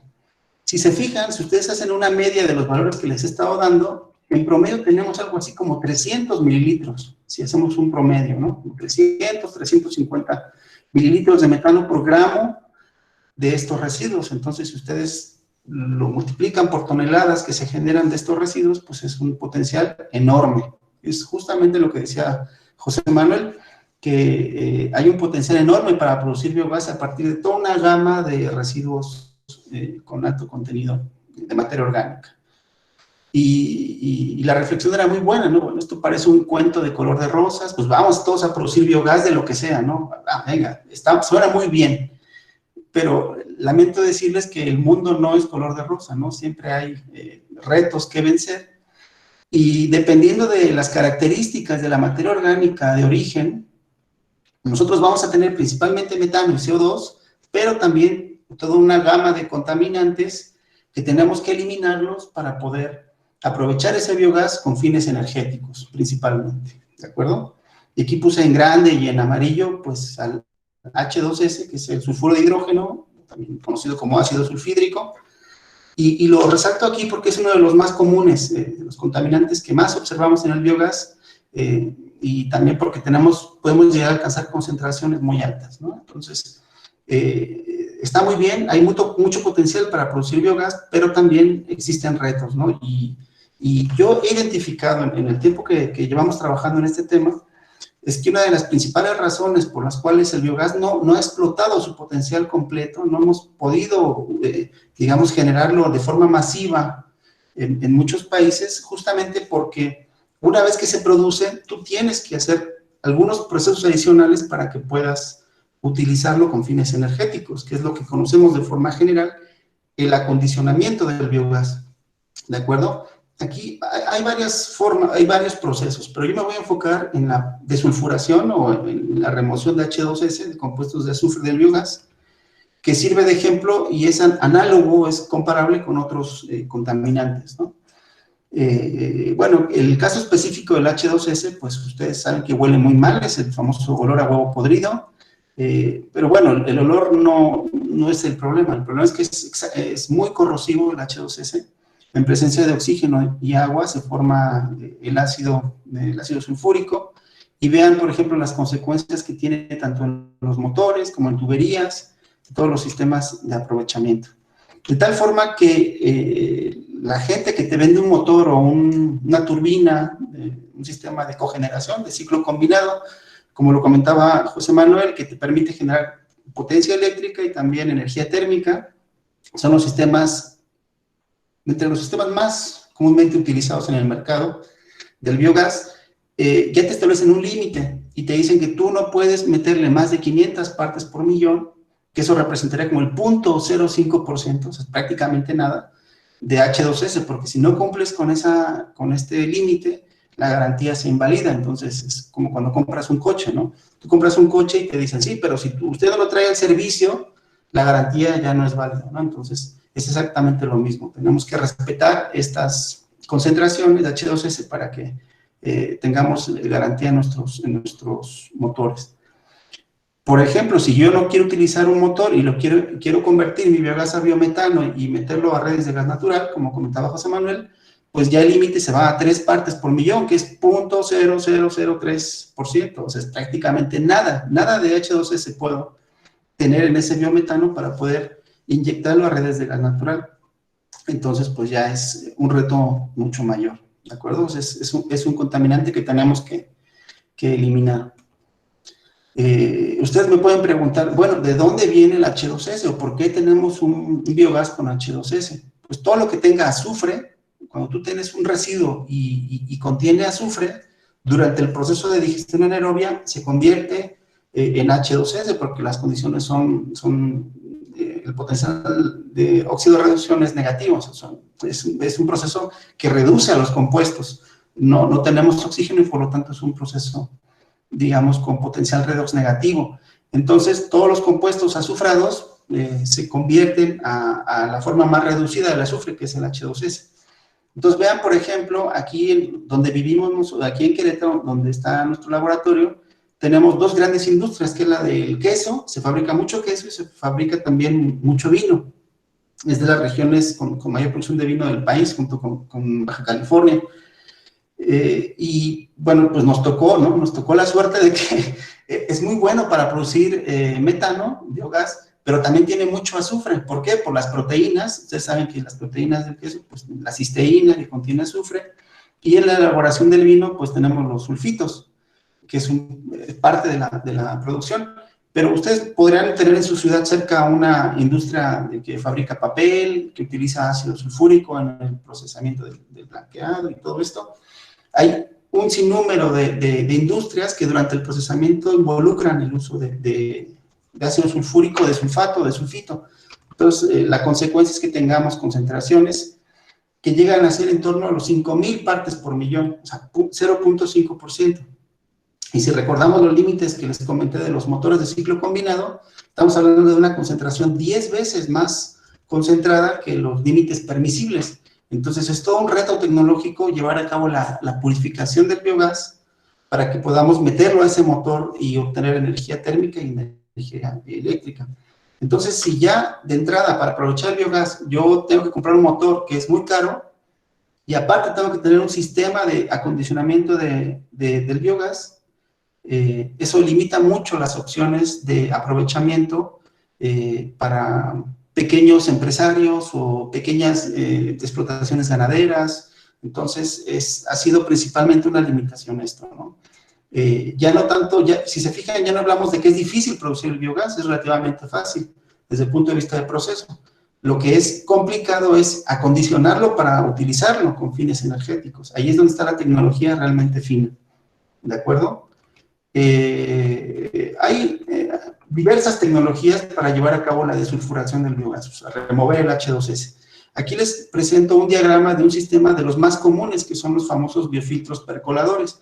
Entonces, una columna donde yo estoy continuamente irrigando un líquido, una solución nutritiva para los microorganismos. Aquí hay un lecho empacado donde están adheridas las bacterias que son capaces de convertir el H2S a sulfato o azufre elemental. Entonces, es, por lo tanto, un sistema aerobio. Entonces, vean ustedes cómo yo entro en el sistema con biogás contaminado con H2S, inyecto aire para yo poder tener oxígeno para convertir el H2S a azufre elemental o a sulfato y, digamos, tener biogás limpio, ¿no? Entonces, aquí lo que hacemos es que absorbemos preferentemente el H2S. Bien.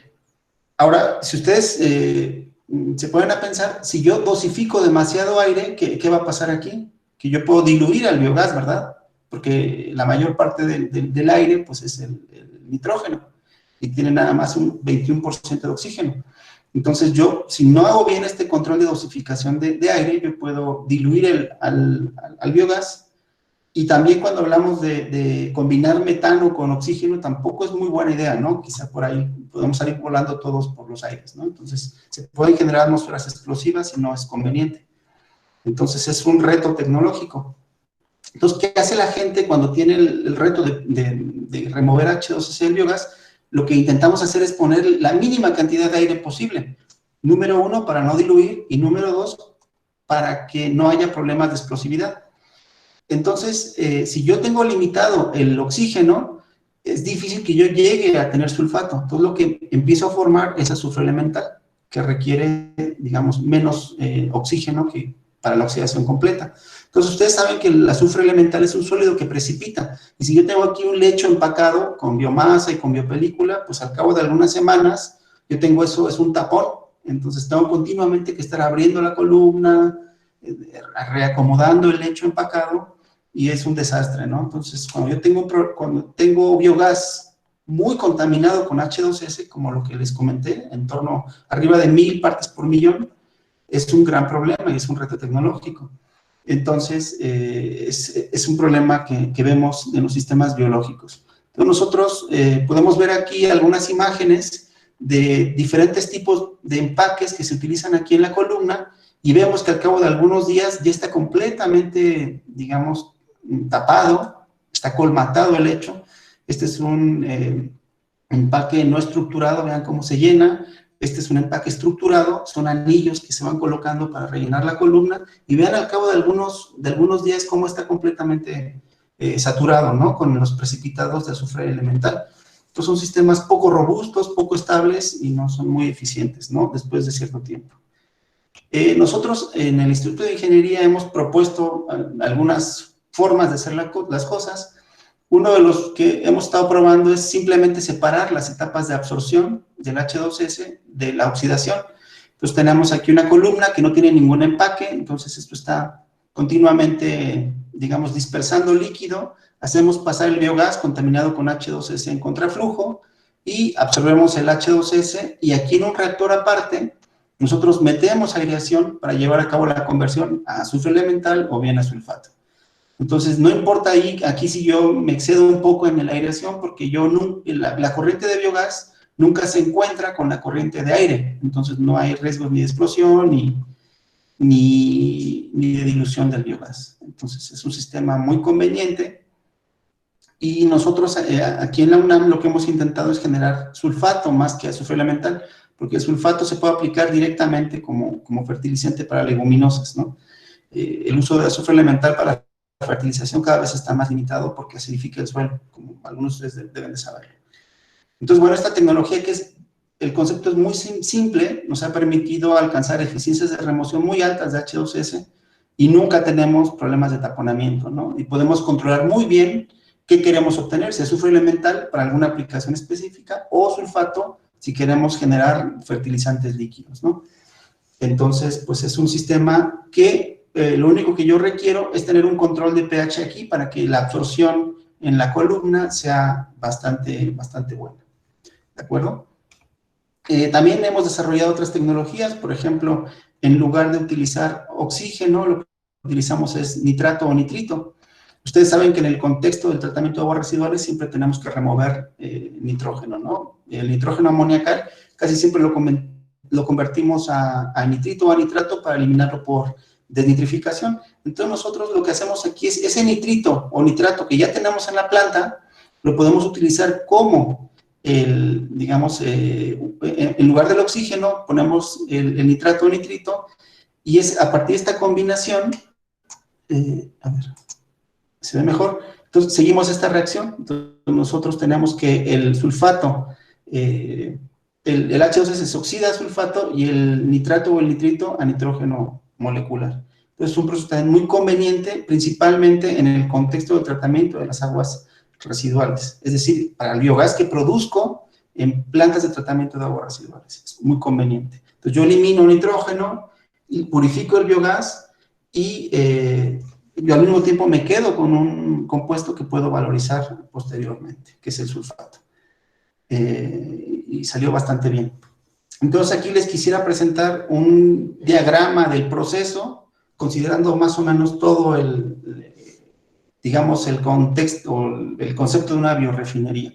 Entonces vean cómo nosotros llegamos con nuestros sustratos o materia orgánica residual rica en azufre, llevamos a cabo la digestión anaerobia, generamos una cosa que le llamamos digestato, que es lo que resulta, es una corriente residual de la digestión anaerobia, que es una especie como de lodo, un líquido lodoso.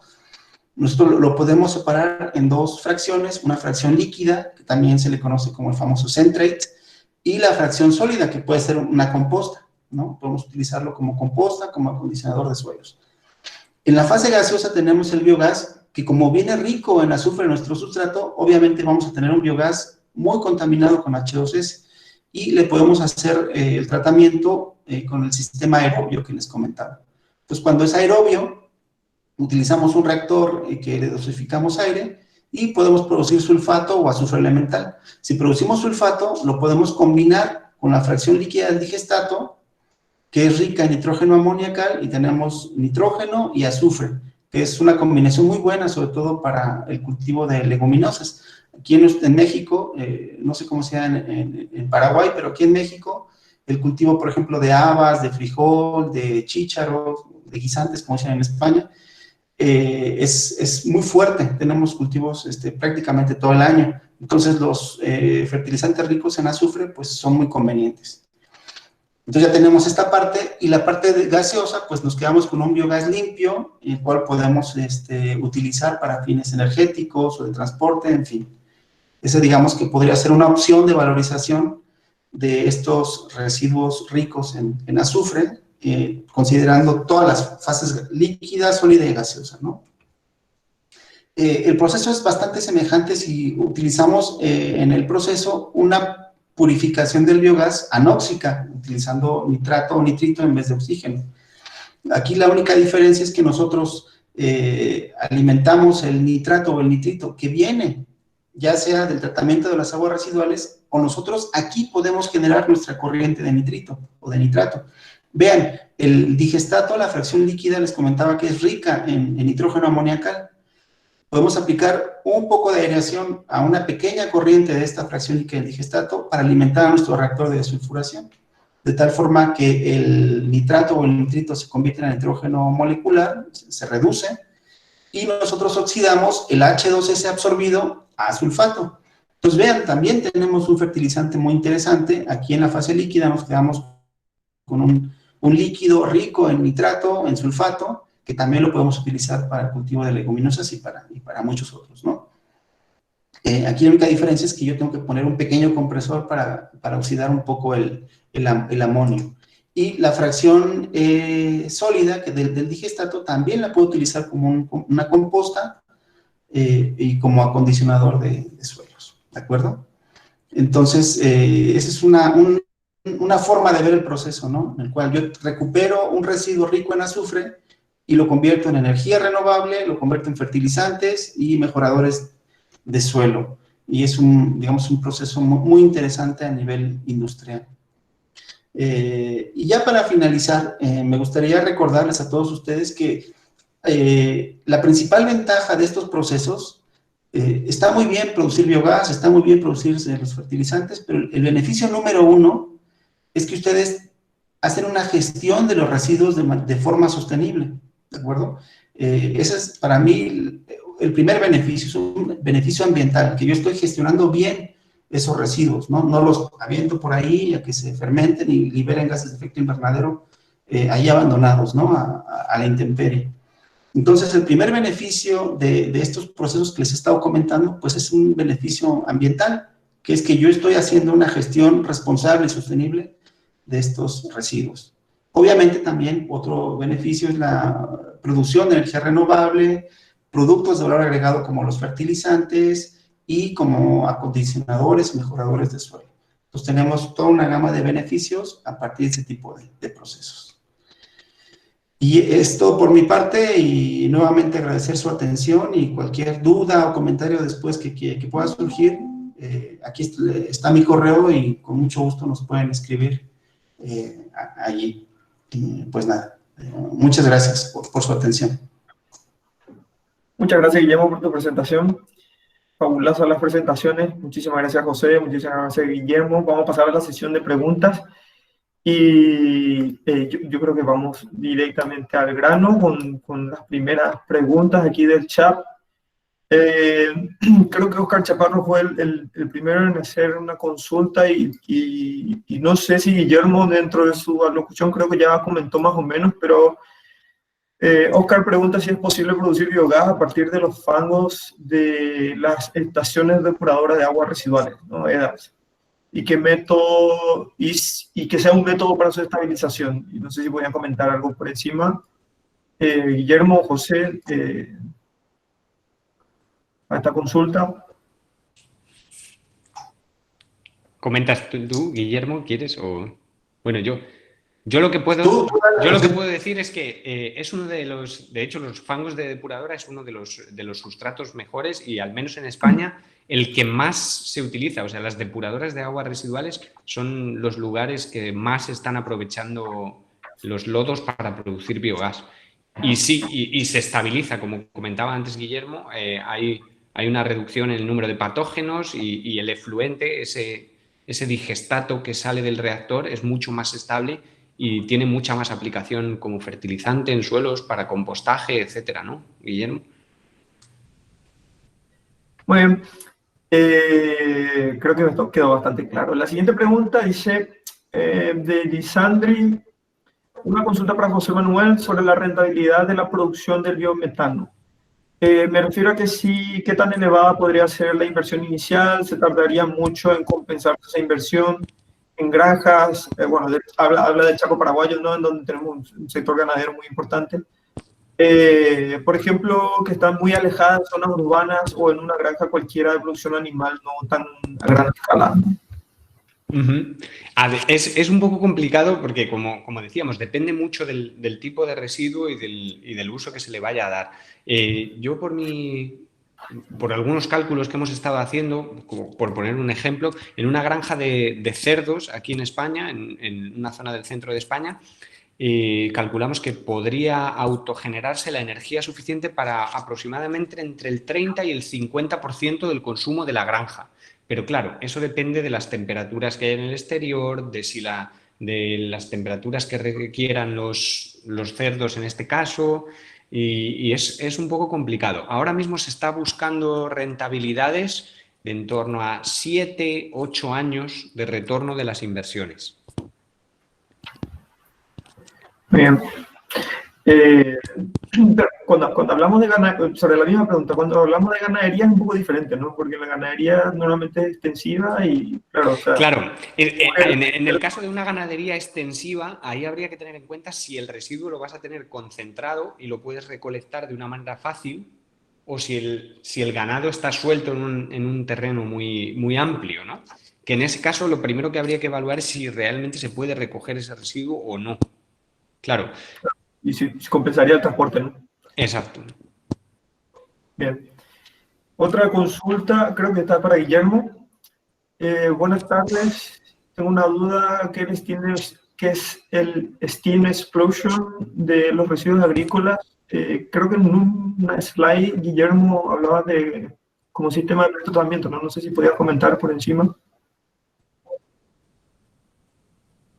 Sí, básicamente es más aplicado para los residuos lignocelulósicos, todo lo que son, pues sí, lignocelulósicos, que tienen fibra, básicamente.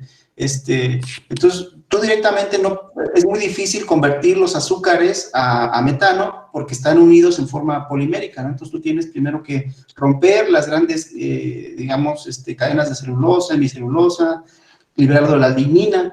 Entonces hay métodos químicos, tú puedes hacerlo con ácidos, con álcalis, pero uno de los más comunes es con este proceso que se llama Steam Explosion. Básicamente es que tú tienes un sistema en el cual metes el residuo y haces digamos, una explosión de vapor, como dice su nombre, de tal forma que energía que inviertes tú en hacer la explosión de vapor, lo que hace es que rompe a los polímeros en los residuos lignocelulósicos, de tal forma que te deja disponibles los azúcares. Posteriormente, lo que te queda del Steam Explosion, lo metes a un digestor y ya esos azúcares son fermentables. No solamente pues, para metano, también puedes producir alcoholes, en fin. Digamos, es una tecnología para hacer disponibles los azúcares presentes en estos residuos. Muy bien. Una pregunta de Pedro Gugliotta, dice, ¿por qué no hacen referencia a los beneficios del biol? Que en su utilización como fertilizante orgánico. Creo que Guillermo habló un poco sobre eso, ¿no? El biol vendría a ser el digestato. Acá creo que se le llama biol, ¿no? La mezcla el lodo que se obtiene a partir de la digestión anaerobia. Y sí que se comentó. Es excelente. Sí, es excelente. El único punto que se tiene que tomar en cuenta es cómo llevas a cabo la digestión anaerobia. No es lo mismo, por ejemplo, cuando tú metes, por ejemplo, lodos de purga o los fangos que le comentaban aquí, si tú utilizaste, por ejemplo, muchas sales de fierro para flocular, sobre todo en la sedimentación, en la primera etapa de sedimentación, ahí cuando tú tienes los lodos de purga, el lodo primario, si viene muy contaminado con fierros, con algunos quelantes, limita un poco la aplicación, ya hay normativa al respecto. Pero, por ejemplo, si tú haces digestión de forzu, de frutas, de restaurante, de estiércol, normalmente no hay ningún problema. Lo único que tienes que verificar es que tengas una cuenta de patógenos, digamos, mínima o máxima permisible, y con eso lo puedes aplicar. Por eso comentaba yo de las dos formas de hacerlo, tanto mesofílica como termofílica. Por ejemplo, en Europa no es tan común la termofílica, pero aquí en Latinoamérica, como tenemos temperaturas más altas durante prácticamente todo el año, es más fácil conseguir ese delta T que te lleve a 50 grados. Entonces, si tú tienes la digestión a 50 grados, por ejemplo, tienes una reducción de patógenos mucho más importante, entonces puedes prácticamente salir del proceso y aprovechar. Cuando lo haces en termofilia y viene con mucha carga de patógenos, como los lodos de depuradora, muchas veces lo que se recomienda es primero compostear, y una vez que composteaste, ya puedes aplicar como mejorador de suelos. Pero los beneficios son indudables, es muy bueno. Muy bien, gracias Guillermo. Araceli Duarte consulta, ¿cuál sería menos costoso, producir energía eléctrica o biogás desde un relleno sanitario para su distribución? No sé, supongo que entra más en el área de José. Sí, sería mucho más, desde el punto de vista de inversión a realizar, sería mucho más económico hacer directamente producción de electricidad, quemar el biogás y producir electricidad y energía térmica. Porque, como explicaba Guillermo, te saltas todos esos procesos. Aunque tengas que tener una purificación del H2S, no tienes que invertir más en eliminar el CO2.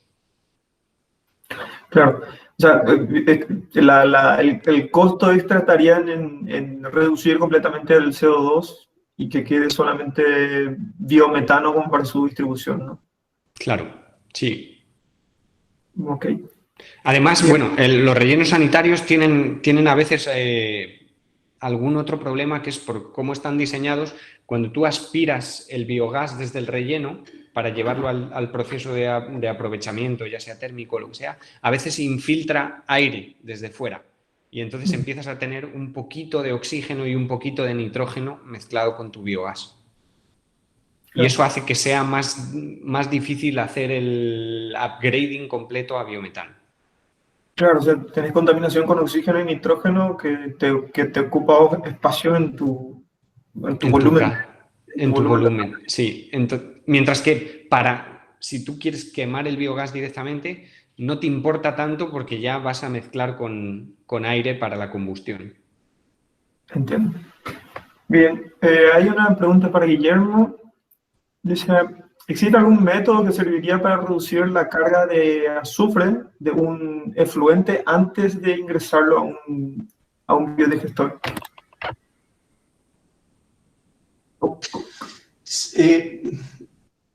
Más bien es en el digestor. Lo que se puede hacer, la tecnología que les presenté yo es cuando ya se produjo el biogás y ya está el H2S presente. Pero tú podrías, por ejemplo, hacer una microinyección de oxígeno. Tú puedes inyectar un poquito de oxígeno en el digestor, sobre todo en la parte del head space, en el espacio de cabeza, de tal forma que se forme ahí azufre elemental, ¿no? Y no llegue a formarse el H2S. Otra forma es añadir sales de fierro, sales férricas, de tal forma que el azufre reacciona con las sales de fierro y ya no lo ves tú en forma de H2S en el biogás. Son las dos formas, digamos, más comunes de eliminarlo antes de que se forme en tu, digamos, corriente de biogás. La microaireación y la adición de sales de fierro.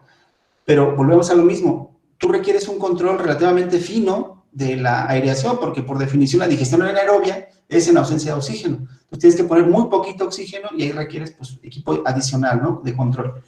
Y luego en la parte, si tú quieres hacerlo por adición de sales de fierro, el digestato que te resulta se limita en sus aplicaciones, porque ya no es un residuo no peligroso, dependiendo del país, ¿no? Pero ya adquiere una categoría de residuo peligroso que requiere un tipo de gestión diferente.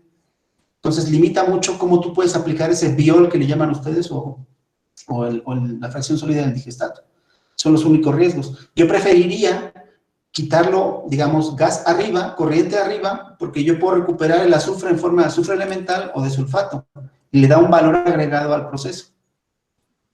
Pero se puede hacer antes también, como dice la compañera. Claro, o sea, el azufre igual, o sea, recuperar el azufre te da un valor agregado que, o sea, que se podría comercializar inclusive ese azufre. Sí, mira, yo tengo varios colegas, tengo un colega en Barcelona que lo que él hace es que recupera el azufre elemental, no le importa que esté muy puro, porque después las industrias de las pinturas lo utilizan mucho como materia prima. Entonces queman el azufre para una parte del proceso. Entonces el azufre elemental también tiene muchas aplicaciones industriales. Si bien es cierto que tienes después que purificarlo para cosas más finas, pero si lo quieres para industria de pinturas o para fabricación de fertilizantes posteriormente fuera de la planta, se puede utilizar. Entonces, mejor recuperarlo si ya tienes esa, digamos, materia prima, que es el azufre en el sustrato. Muy interesante. Bien, otra consulta aquí de Eve. Dice, señor Guillermo, ¿es indispensable la purificación del biogás para comprimir o licuar el biometano? Supongo que va para los dos la pregunta, ¿no? Sí, ¿cuál se lo puede responder? Sí, bueno, en primer lugar, es necesario eliminar el H2S por lo que comentó Guillermo. Como vieron ahí en las fotografías, cuando tú vas a comprimir y vas a transportar, la corrosión que puede causar el H2S es brutal. Y luego, por otro lado, el CO2, antes de comprimir y antes de licuar, es importante eliminarlo porque si ustedes miran las gráficas de diagramas de fase, perdón, del CO2 y del metano. Cuando tú estás comprimiendo el metano, el CO2 se vuelve líquido antes que el metano. Entonces eso causa problemas, no quieres tener dos fases. Y si vas a pasar al gas licuado, si tú quieres hacer el gas licuado que tienes que enfriar a menos 162, ahí el CO2 se vuelve sólido directamente. Ustedes han visto el hielo seco. Entonces, si te quedan restos de CO2 en tu biometano, cuando lo vas a licuar, ahí se te van a formar piedras de CO2 y eso no lo quieres. O sea que sí es importante dejar el metano muy puro si lo que quieres hacer es presurizar o enfriar para licuar. Perfecto, José, la explicación, muchas gracias. Bien, para Jaime Ponce agradece, ¿no? Y dice que es excelente las ponencias, fue excelente las ponencias. ¿Cuál es el requerimiento energético del proceso de purificación de CO2 metano en comparación con el contenido propio energético del metano? Aproximadamente los procesos de eliminación de CO2, que no hemos entrado a comentar mucho, yo por lo que tengo visto, consumen aproximadamente por debajo del 10%, suelen estar entre el 5%, es decir, la energía que tú te gastas en eliminar el CO2 del metano es menos del 10%, aproximadamente en torno a un 5% de la energía que va a haber en el metano que tú vas a producir. Entonces, los rendimientos siguen siendo buenos. Eso independientemente del método utilizado, ¿no? Para la eliminación del metano. Varían un poco, pero todas están más o menos en ese rango, precisamente porque como compiten entre ellas, pues no hay ninguna que sea una clara ganadora, o sea que todas van ahí. Los procesos de purificación de eliminación del CO2 son diversos, pero en general requieren presurizar mucho. Por ejemplo, con una membrana selectiva que deja pasar el CO2 y deja el metano puro al otro lado, tú tienes que presurizar todo el gas y eso te consume energía, o tienes un scrubber que también va presurizado, o tienes sistemas de absorción en sólidos que también requieren presurizar, pero bueno, los consumos están en ese rango. Como número gordo para tener en la cabeza un 5%. Ya. Yo creo que la siguiente pregunta de Pamela Mendoza hace referencia a eso, ¿no? Que si existen algunos métodos no biológicos para la purificación, ¿no? Como que en general las presentaciones se basaron en... Para eliminar el CO2, todos son no biológicos. Para eliminar el H2S, ahora Guillermo puede contar más. ¿No? Bueno, excepto la microalga. Creo que nos saltamos una pregunta, ¿no? No, sí, justamente estoy hablando de la siguiente pregunta, ya la de Pamela, que dice que los métodos no biológicos para la purificación. Ah, no, yo decía la otra. Ahí Claudia Montserrat pone que tiene algún efecto negativo el oxígeno en el biometano. Perdón, sí. ¿Cuál es su concentración? Sí, esa nos la saltamos, ¿no? Sí, exactamente, nos la saltamos. Después pasamos a la de Pamela, sí. La de Claudia Montserrat dice si tiene algún efecto negativo el oxígeno en el biometano y cuál es su concentración máxima, supongo máxima permitida, ¿no? O que se podría encontrar para evitar problemas de explosión y ese tipo de cuestiones.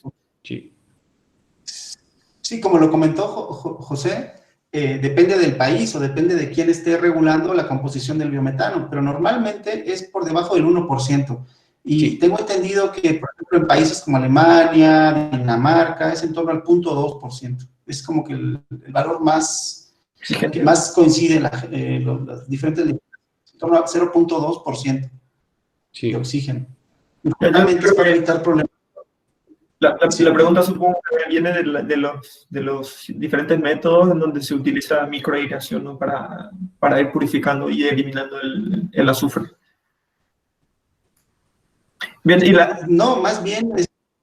Ajá. No, sí, adelante. Es que sí, lo que pasa es que el oxígeno no es muy fácil que entre en las diferentes etapas de acondicionamiento del biogás, o por ejemplo, como decía José, en el caso del biogás de relleno sanitario también tienes un problema de ingreso de aire. Entonces, es común tener un poquito de oxígeno. Si nos vamos a los métodos biológicos de enriquecimiento de biogás, pues también hay riesgo de que haya stripping de oxígeno. Entonces, es muy común encontrar que un parámetro de control es el oxígeno. Entonces, como número gordo es menos de 1%, pero un valor más específico está en torno al 0.2% de oxígeno. Para inyección Pero Guillermo, una pregunta. ¿Tú sabes cuál es la razón real? Porque a mí no... O sea, con un 1% de oxígeno, riesgo de explosión realmente no hay. No, pero tú puedes oxidar otras especies. Por ejemplo, si tú tienes un poquito de H2S, el límite es 3 partes por millón, Sí. pero después de un año, teniendo Ya. ahí ácido Se sulfúrico, acumula. sí, Sí. o por ejemplo NH3, puedes tener un poquito de NH3 y se formaría ácido nítrico. A lo Ya. mejor en los primeros 2 años no pasa nada, pero a largo plazo sí ejerce un efecto Sí, sí, sí, corrosivo. sí. Claro. Cierto, Simplemente cierto. para recordar que el ácido sulfúrico y el ácido nítrico en esos sistemas lo que va a hacer es corroer la estructura de distribución y se van a cargar la estructura de distribución. A largo plazo, porque las instalaciones de gas natural están pensadas para décadas de operación. Entonces, es un riesgo que tienes que minimizar. Claro. O sea, no es solamente puramente el oxígeno, sino las reacciones que puede conllevar el oxígeno con los otros componentes. Exactamente, sí. Bien, voy a pasar a ver si hay preguntas del... a ver, hay una del Facebook, dice, ¿hay avance en técnicas para disociar metano para la obtención del hidrógeno?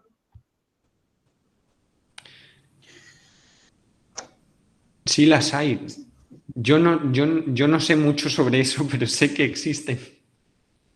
Y se supone que Sí, hay métodos, pero son más bien como catalíticos, ¿no? Son sistemas ya de catálisis avanzada.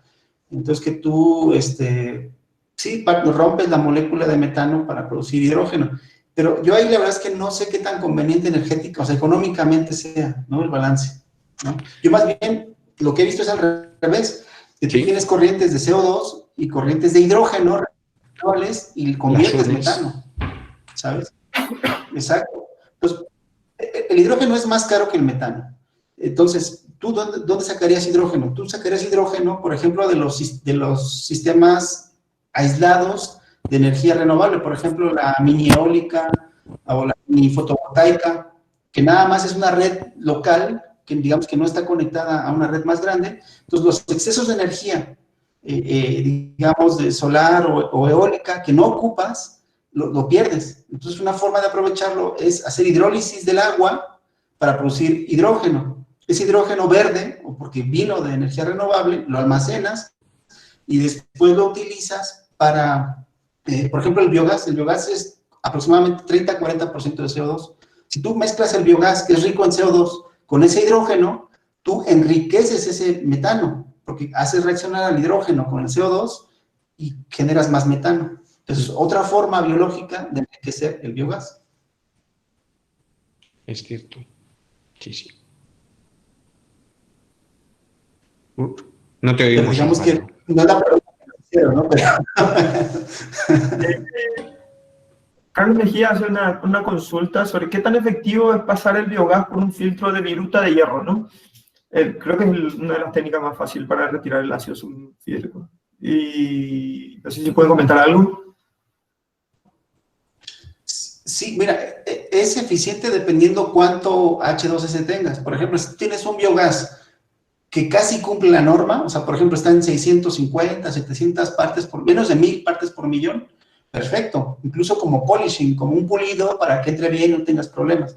Pero si tienes un biogás con 10,000 partes por millón, imposible, porque vas a tener que estar recambiando esa viruta cada 2 días.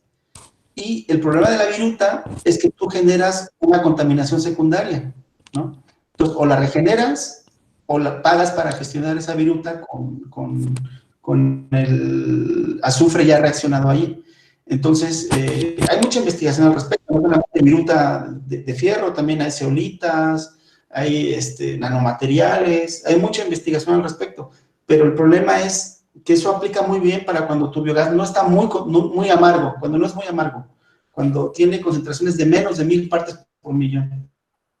Si te vas arriba de 1000 partes por millón, ya esos son recomendados. Y también la cantidad, ¿no? Volumen a tratar, supongo que tendrá algo que ver. Sí, pero normalmente, o sea, es raro que tú tengas un flujo, o sea, los flujos son más o menos estándar, ¿no? De tratamiento, de sulfuración. Entonces, más bien, lo que hay que hacerle el parámetro importante es cuánta concentración de H2S tengo en mi biogás. Entonces, si es menos de 1000, puede ser esa opción. Es casi para dejarlo listo, ¿no? Pero si yo tengo más de 1000, o sea, arriba de 2000 ya imposible, o sea, no es una tecnología recomendada. O sea, ahí está la importancia, ¿no? de determinar ese tipo de, o sea, las proporciones de los gases que componen el biogás. Una consulta que está asociada a este tema, de Virginia Montiel Corona, dice, hace referencia, ¿no? ¿Qué tan, en términos económicos, qué tan efectivos son los sistemas biológicos en comparación a las virutas de hierro, como habíamos comentado? Y bajo qué escala, más o menos, a partir de qué escala más o menos sería factible un método biológico. No sé si quieres comentar algo, José. No, bueno, de manera general, los procesos biológicos suelen ser suelen ser en general más económicos. Aquí somos muy defensores, creo, los tres, de los procesos biológicos, porque dejamos los microorganismos que trabajen y no nos cuesta energía o no nos cuesta materia prima. Como comentaba Guillermo, si tú utilizas un material de relleno como la viruta de hierro o un carbón activo que se utiliza a veces, eso se va saturando. Llega un momento en el que ya no puedes tratar más. La superficie se ha saturado ya de azufre elemental o ha reaccionado todo lo que podía y no te queda otro remedio que cambiar ese relleno y poner materia nueva. Mientras que los procesos biológicos se regeneran y se mantienen siempre que los mantengas con sus nutrientes y los requerimientos necesarios. No sé, tú, Guillermo, seguro que sabes más en concreto la comparativa.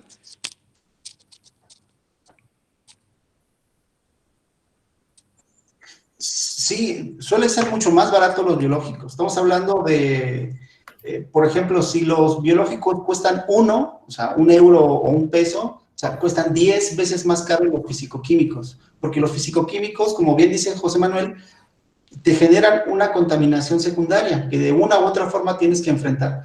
En cambio, los biológicos, tú puedes hacer una estrategia para valorizar.